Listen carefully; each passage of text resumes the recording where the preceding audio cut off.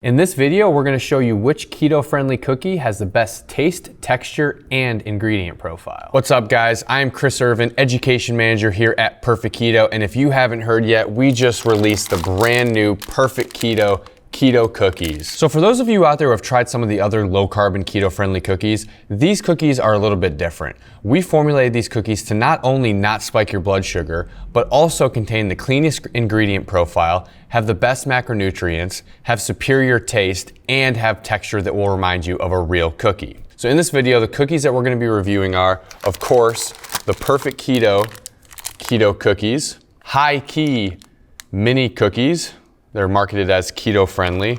We're going to be doing Fat Snax cookies. Okay. Then we're also going to be doing the Quest chocolate chip cookie, and then finally the Lenny and Larry's keto cookie with a little plant-based sticker on the top. But yeah, so these are the cookies that we're gonna be breaking down and testing. What I'm gonna do is I'm gonna go through each one of these cookies. I'm going to give you a breakdown of the macronutrients and the ingredients, kind of tell you what I like and what I don't like. And then I'm gonna go through the taste and let you know what I think of the taste and texture. Now I know what you guys are thinking, right? I work for Perfect Keto. Surely I'm gonna say that ours is the best cookie. Well, I actually haven't tried our cookie yet, and I've tried some of these cookies, but not all of them yet. So this is gonna be me trying to give you a very honest review of what I think. Nutrition facts. A serving size is 2 cookies, so there's 2 cookies in this pack. You can kind of see there's 2 in there, and it's 45 grams for both of them, so that's gonna be the whole pack.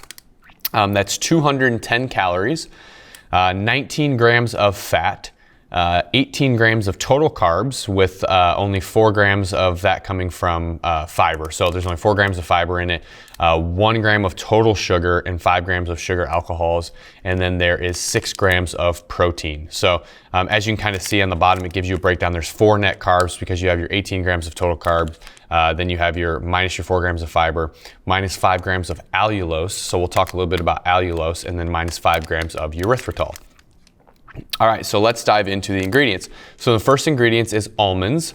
And one of the big things I will point out is that, we don't have it listed on our label, but when we use nuts in our formulations, we do nuts that are not roasted in veggie oils. We have like a strict no seed oil policy. So that means no like sunflower seed oil, no canola oil, we also don't do any corn oil, no soybean oil, any of that stuff. That is something that you have to worry about in a lot of other products when they don't say this stuff, is because a lot of times, typically nuts just are roasted in seed oils, right? So that's something that maybe other companies won't list on their packaging. Now, we also did not list it on our packaging, but if you guys know anything about Dr. Gustin, you know that seed oils is not something that he is going to be putting in his products. So you can guarantee that those are not in here. All right, so we'll keep moving down the list. The next ingredient is allulose. So a lot of you guys might not know allulose. Allulose is a unique sweetener that we started using, one, because it allows for a much better texture. It's a sweetener that kind of behaves a lot more similarly to sugar, not in the way that it's metabolized, but in the way that it cooks. So it kind of allows you to get a little bit more of like a browning effect on a product and stuff. So it kind of allows you to get closer to what a real cookie texture would be, and that's the reason why we're using it. Now, allulose has been researched, and we have tested ourselves to make sure that it does not spike blood sugar. It does come from whole natural sources, so it's not like an artificial ingredient by any means. All right, the next thing we have is grass-fed butter, almond flour, erythritol, chocolate chips, which the chocolate chips are made with unsweetened chocolate, erythritol, cocoa butter, stevia extract, and sunflower lecithin. Then we have coconut flour, water, coconut oil, egg, acacia fiber, grass-fed collagen, baking soda, psyllium husk powder, and sea salt. So let's go ahead and dive in and give it a try now. So you can see 2 cookies come in a pack. So you can kind of see the other one is in there. Here's this one. What I like about this cookie at first glance is like, it is kind of an aesthetically appealing cookie, which maybe not be what you're going for when you're picking up a cookie, but like, it looks nice, right? Like, it looks like a cookie. So I'm gonna go ahead and break into this so you can see. Okay, so you can kind of see pretty fair amount of chocolate chips in there. Really good texture.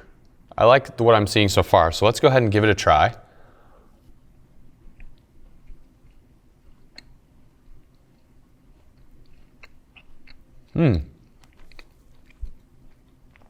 That's pretty good, guys. Wow, yeah,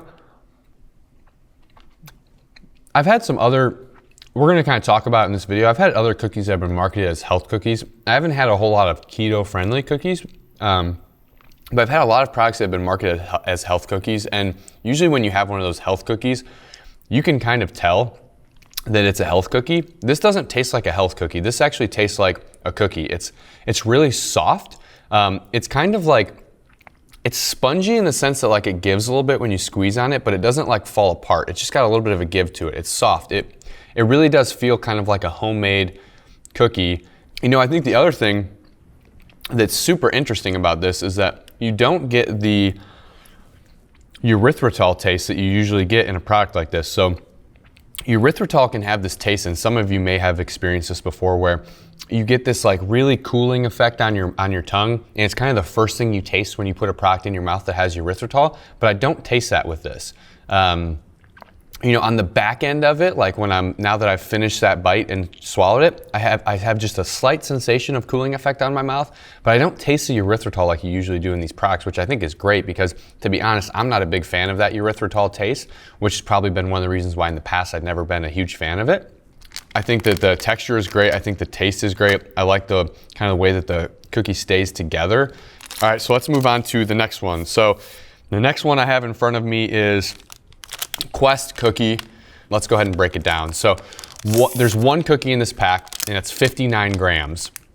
There's 250 calories in it, 17 grams of fat, 19 grams of carbs, 9 grams of fiber, 6 grams of erythritol, and then under a gram of sugar, and then 15 grams of protein. So, you know, at first look, I think that, you know, some people may say that this is a little bit too much protein for a ketogenic diet. I actually disagree. I think that most people are not eating enough protein on a ketogenic diet. So I think that having a cookie like this that has some protein in it would actually be a good thing. So let's break down the ingredients. So the first ingredient is a protein blend. Remember, it's kind of a protein cookie, so it makes sense that that's going to be the first ingredient. So it's a protein blend, which is milk protein isolate and whey protein isolate. So I think that whey protein isolate is fine. I don't see any problem with it unless you have, if you do have like some sort of dairy intolerance, then obviously you want to be careful with like milk proteins and whey proteins. But these are isolates, which means that, you know, usually in isolates, you're removing a lot of the lactose, which is usually the kind of the common trigger that people have to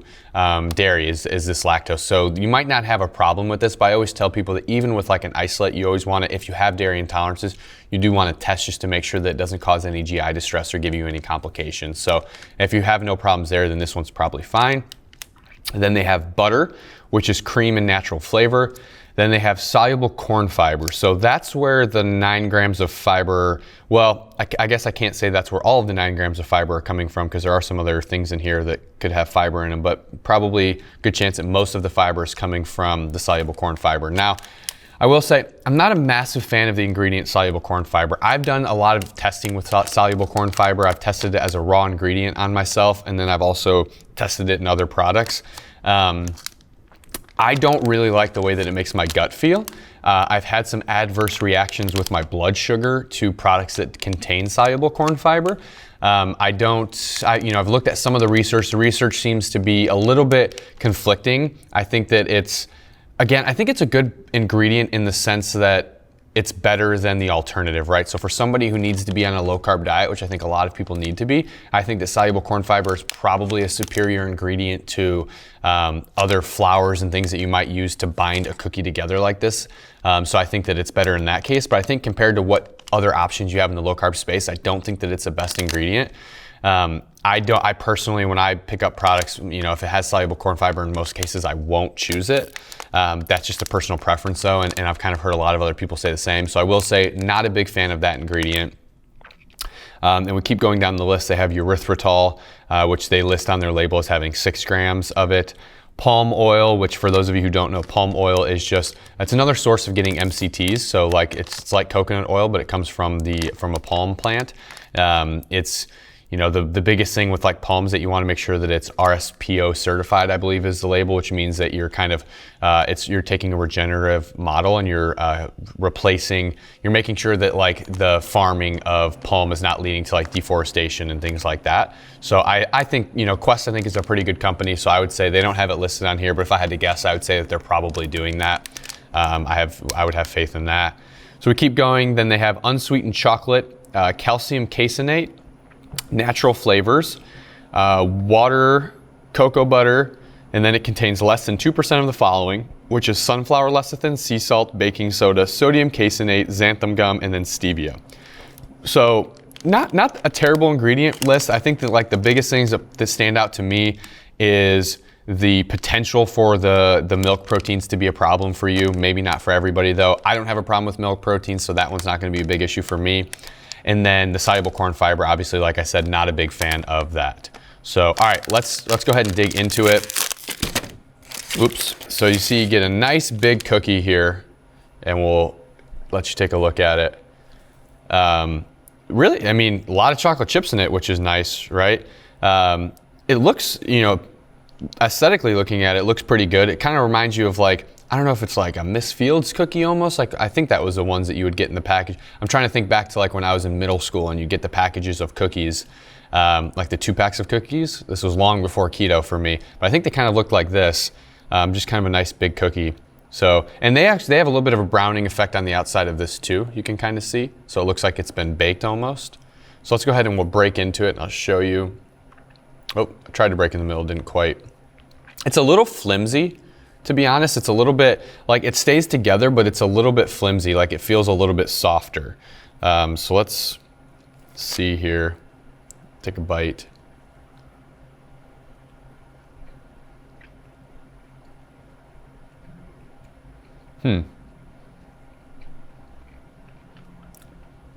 I would say that the texture of this, it's not bad, but it's a little bit more brownie-like than it is cookie-like. I think that it doesn't, and really the taste doesn't quite remind me of a cookie either. I can't quite put my thumb on what it is. It's not horrible, but it's not a cookie. It's definitely soft. Like if it were, you know, it's a chewy cookie kind of, right? It's like a soft, kind of spongy, chewy cookie, but which makes it kind of feel less cookie-like to me. Less homemade cookie-like, I guess I should say. It kind of reminds me a little bit more of a packaged cookie compared to like a homemade cookie. It's not overly sweet, which is good. Yeah, it just, you know, I think when I'm eating it, the only taste I'm really getting is from the chocolate chips. When I get the chocolate chips in my mouth, I can taste the chocolate and I can taste a little bit of sweetness. But when I eat like this part of the cookie, it really doesn't have any flavor.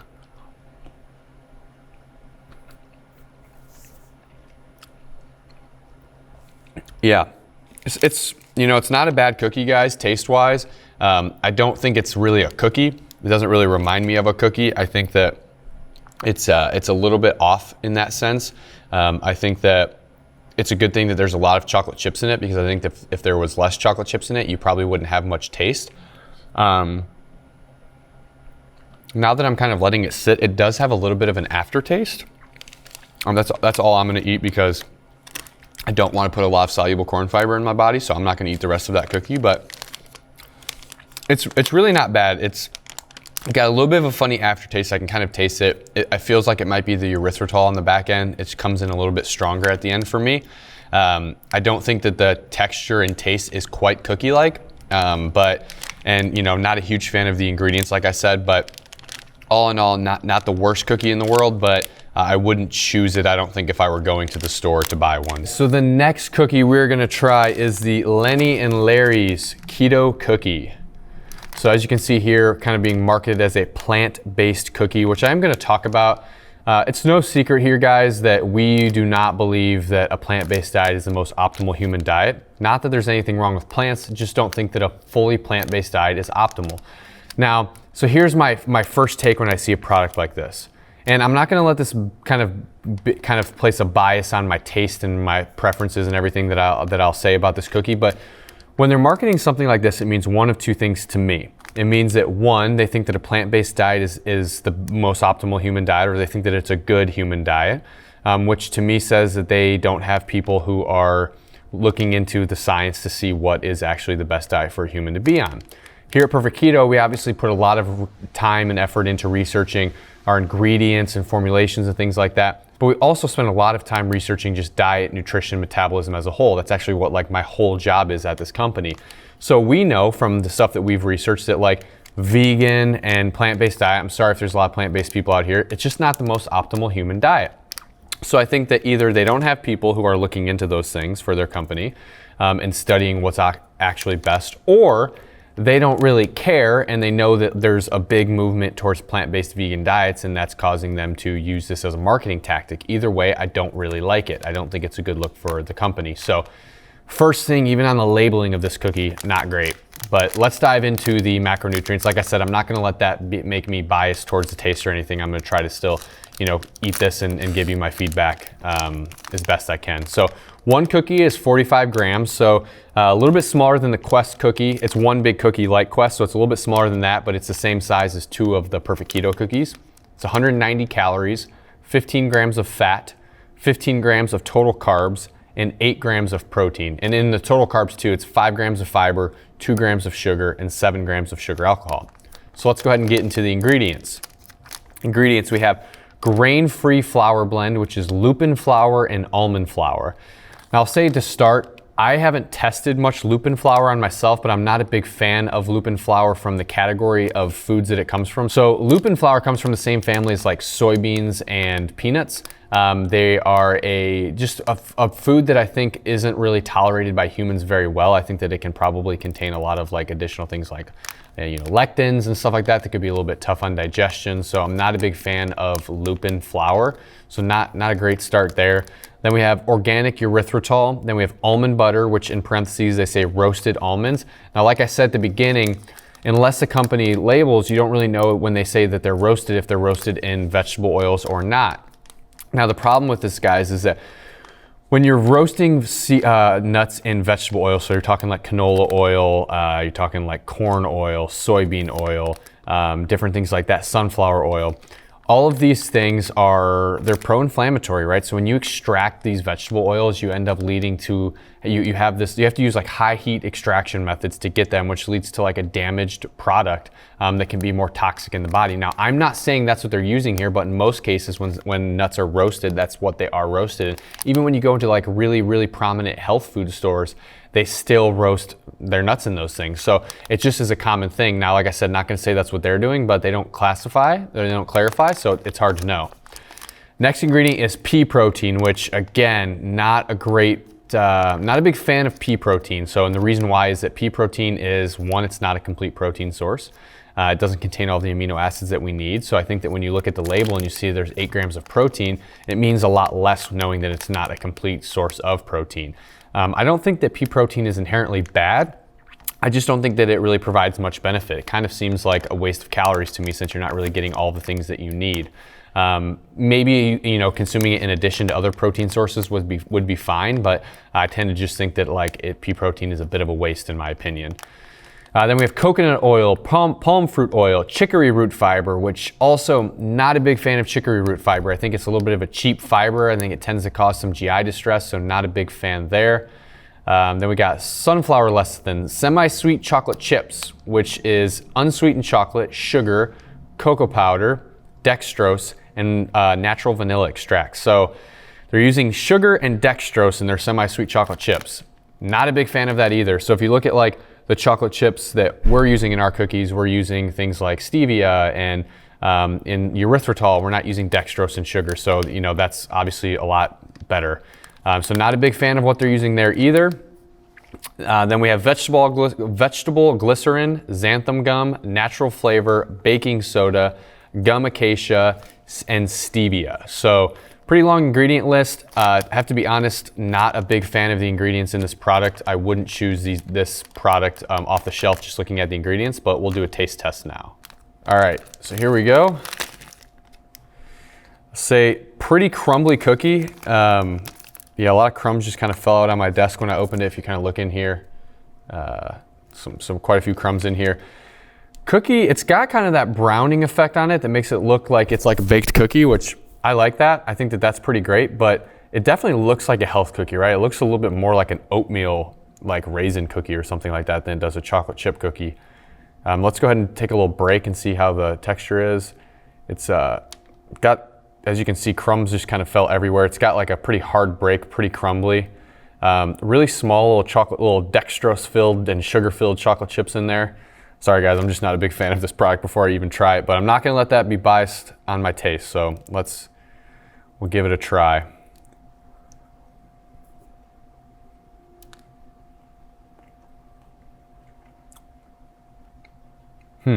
Yeah, so earlier in the video, we talked a little bit about erythritol. We talked about how some products just have like this erythritol taste that's just unmasked, and it just up front you get it, and it's this cooling effect on your mouth, and it's not really great. I don't prefer it. This cookie definitely has that. So the first thing I taste is erythritol, and it's so potent that it's really like the only thing that I taste. I'm gonna take one more bite, and that's gonna be it, because I really don't want to eat more of this. The ingredients are not something that I'm fond of. Yeah, you know, it looks like a health cookie. Its ingredients say that it's not. It tastes like mostly erythritol, and it's very crumbly. Like if you were to eat this in your car, like on your way home from work or something, it would be everywhere. You would literally have crumbs everywhere, all over your lap. It's just not like a very neat and clean put together product. Very crumbly. All in all, guys, it's gonna be a no for me. I think like not great ingredients, not a great taste. Texture is also not fantastic. So I think that a company like this can do a lot better. Like I said, I'm not a big fan of their marketing tactics on the front of their cookie either. So all in all, this is a no for me. I'm gonna take a couple seconds here to clean up this mess of crumbs I have everywhere from this cookie, and then we'll get on to testing the next one. All right, guys, the next cookie we are gonna taste is the HighKey mini cookies. So these are, have them marketed as keto certified, 2 grams of net carbs. What makes these a little bit unique compared to other cookies is that these are like mini cookies. So one package of these has 2 servings in it, and it's 8 pieces is what it says per serving. So that's about 30 grams. So one serving is quite a bit smaller than a lot of the other cookies that we've tried, but it is kind of cool that it comes in these little bite-sized things. So I think that's pretty cool.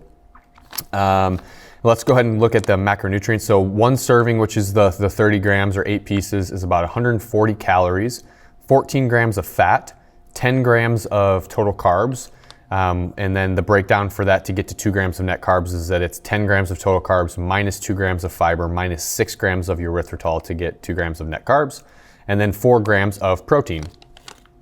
So in the front here it says made with almond flour, coconut oil, and collagen. So they actually use collagen in this too, which is cool, right? So I was kind of telling you guys earlier that collagen is this unique protein source that it's hard for us to get it in our diet, and we use collagen in ours. They're also using collagen, so I think that that's pretty great. Let's go ahead and dive into their ingredients. We have almond flour, erythritol, monk fruit extract, which we haven't seen that yet. Monk fruit extract is a kind of a sweetener replacement that comes from an actual whole food ingredient, comes from the monk fruit. I actually really like monk fruit. It does tend to be a bit sweet. I think it's something like 300 times sweeter than table sugar or something like that. That number might be a little off, but it's definitely very sweet, and a little goes a long way with it. But I've tested it and it doesn't spike my blood sugar, so I think that it's good, and I like that it comes from a whole food source, so no problem there. Stevia extract, chocolate chips, which they're using unsweetened chocolate, erythritol, cocoa butter, stevia extract, and sunflower lecithin. So obviously a lot better than the Lenny and Larry's when it comes to the chocolate chips. And then we also have coconut oil, butter, dried eggs, natural vanilla flavor, baking powder, hydrolyzed collagen, guar gum, sea salt, and xanthan gum. So you've been hearing us talk a lot about gums. Most of these products do contain gums and stuff like that. Most of the times these gums are coming from whole food sources, so that's a good thing. And the reason why a lot of these products have to have these is because when you're trying to make a product that's low carb, you're taking out a lot of ingredients that for it to be low carb, you have to remove these ingredients that help the product stick together. So you have to replace that with things, and that's where these gums can come into play. So pretty clean ingredient profile. I actually really like the ingredients on this. If I saw this on the shelf, for me, I'm a person that always looks at the label first. So if I saw this on the shelf, I would pick it up and I would probably buy this because of the clean ingredients. So let's see what the taste is. So what's nice here is that they have a little resealable bag. So if it has multiple servings in it, but you can reseal it, which is nice. So you can look in here and see all the cookies. A little bit crumbly in there. Let's bring out one of these little guys. So this one, not the most appetizing looking little cookie, a little damaged. I'll try to do them a little bit better justice and find a good one in there. Okay, so here's one. So Very small, as you can see, pretty crumbly, kind of a little bit on my fingers here, but texture is it's hard. So like if we try to break it, it's crispy, right? It's a little bit more like wafery like than like a normal cookie. And it definitely has more of a crunch when you bite into it too.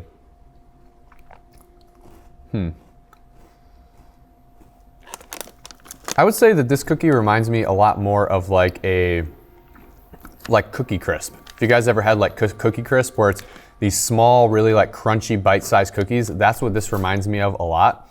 I would say that it reminds me more of a packaged cookie than it does like a homemade cookie. Whereas like when we were looking at the Quest cookie and the Perfect Keto cookie, they're a little bit softer. They seem more like a baked cookie that is coming from like homemade. Whereas this reminds me a little bit more of like a Chips Ahoy kind of crunchy cookie. So preference based there. If you're a fan of that, then this could be good for you. I think what I would say with this product is this would make like a good like movie theater snack. So if you're going to the movie theater and you're kind of looking for something to munch on, or you're sitting at home, you know, doing some Netflix binge watching, this would be a nice little snack to snack on. It's got a pretty good taste. It tastes, like I said, it just reminds me of a packaged kind of crunchy wafery cookie. The chocolate chips are pretty good in it. It doesn't really have they're using erythritol, but it doesn't have that erythritol taste, which is good. So I'd say not a bad product. It wouldn't be my first choice when looking at low carb cookies because I'm not really a fan of that crispy wafery taste and texture, but if you're into that, this might be a good one for you. So HighKey, not a bad option. All right, and then the last cookie that we are going to test is the Fat Snax cookies. So I'll show you that here. Fat Snax chocolate chip cookies, marketed as keto, 2 net carbs is what they have listed on the front, and they are sugar-free, is what it says. So we'll look at the back. Now what this cookie does that's a little bit unique is that there's 2 servings in this package. So they have 2 cookies in here, but they're listing on the label as 1. So when you see this 2 grams of net carbs, it's actually 4 grams of net carbs for the whole package. Right off the get-go, I'm not a big fan of separating the serving sizes like this because with the HighKey, this was resealable, right? So it's easy for this to be 2 servings or multiple servings because of that. This is not resealable. It's just a package. Once you open it, it's open. So I feel like the way that it's delivered and packaged, most people are going to eat this as one serving. So I think that like they should probably list it as, you know, the macros on the back should probably be listed like the way that we list ours, is that it's all one, you know, the whole package is 1 serving. So that's just a preference thing for me, but that's what I would do. So I'm going to give you the macros of these as both cookies, since that's how we've been doing all of these. So 1 serving is 1 cookie, which is 20 grams. 2 serving is 40 grams. So even that is still going to be a little bit smaller than all of the other cookies that we've tasted. But I want to give you more accurate macros compared to the other ones. So both cookies is going to be 16 grams of fat, 14 grams of total carbs, which 4 of it would be fiber, 6 of it would be sugar alcohol, and leaving you with 4 net carbs. There's actually no sugar in these, which is really interesting. All the other ones had at least a little bit of sugar, like under 1 gram. This one says that there's none. And then 2 grams of protein. So let's get into the ingredients. Ingredients are almond flour, butter, chocolate chips, and the chocolate chips are made from unsweetened chocolate, erythritol, cocoa butter, stevia extract, sunflower lecithin, and then, so, you know, very similar to the other ones that we've looked at, where pretty clean chocolate chips, not dextrose and sugar filled like the Lenny and Larry's, so that's a good thing. Then there's eggs, coconut flour, sustainable organic palm fruit oil. So like I mentioned earlier, you want your palm fruit oil to be, or your palm oil to be sustainable so that it's better for the environment. And their marketing theirs is that's what they're using. So kudos to them, because that is a superior environmental choice. So glad that they're doing that.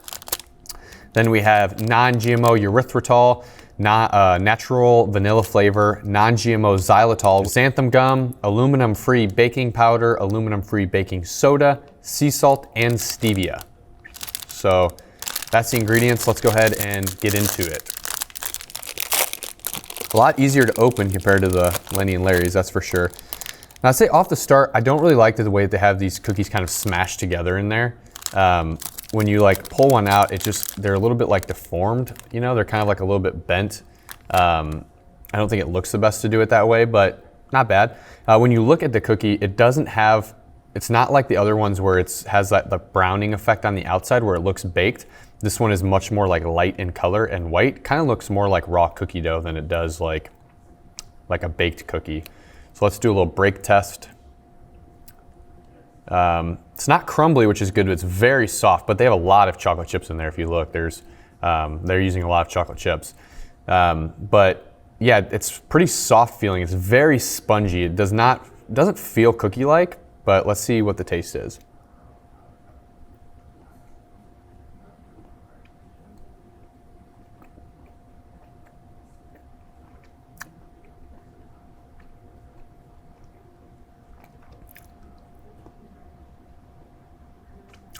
It's a little bit bland to me. As you can see, like some parts of the cookie really bunch up. Like there's a bunch of chocolate chips over here. So if you take a bite of this, it's gonna have a lot of flavor. But if you take a bite of like this piece over here, where you don't have much chocolate chip, like the dough part of it, it's almost just tastes like bread, like white bread. It doesn't have much flavor. You pretty much only taste like texture. It's very like soft, melt in your mouth, but not much flavor in it. Like I said, it just kind of tastes like bread. Like this cookie reminds me more of like chocolate chip bread than it does an actual cookie. So not a huge fan of it in that sense. It does melt in your mouth. I do like that it's soft, but it's probably just a little bit too soft for me. Yeah, not my favorite texture of the ones that we've tried, but I think that it's not bad. So in summary, guys, I think that the Perfect Keto cookie is the best in terms of ingredients, taste, and texture. I think that the HighKey and the Fat Snax have great ingredients, but I don't think that the taste and textures are quite up to par. I think that Quest tastes pretty good, but does not have the best ingredients. And then I think that the Lenny and Larry's does not have good taste, texture, or ingredients, so that one would definitely be out. We tested blood sugar for all of these cookies, and I'll say that, you know, the blood sugar response was pretty similar for all of them. All of these cookies do a really good job of not spiking your blood sugar a bunch, but it's not just about blood sugar and carbohydrate intake when it comes to keto. So, you know, if you were to go to a restaurant and you were to get a burger that was cooked in vegetable oil, of course, that's not going to kick you out of ketosis in terms of it's not going to spike your blood sugar, but it does still contain ingredients that with the vegetable oils that are going to be pro-inflammatory, that could damage your metabolism, that could affect your gut health, they could cause a lot of other, you know, health detriments. So the point is that ingredient quality is really important. We can't just look at blood sugar spikes. That's one thing that we should look at, but we also need to be looking at the ingredient quality. So we need to kind of look at those two things together. So I think that when you're trying to select the best product, you should first look at the ingredients. If the ingredients look like they're, you know, whole food ingredients, they're more natural and not containing a bunch of things that we don't want to have in our diet, then I think that's a good place to start. And then from there, you obviously want to test your individual blood sugar response to those foods. We're all going to respond a little bit differently. So that would kind of be the next thing. But first and foremost, I think that the ingredient quality is the most important thing for us to be considering. And a lot of people on keto aren't doing that. We're just looking at macros. So I think that, you know, to take it a step further, if you want to take control of your health, ingredient quality is a very important factor.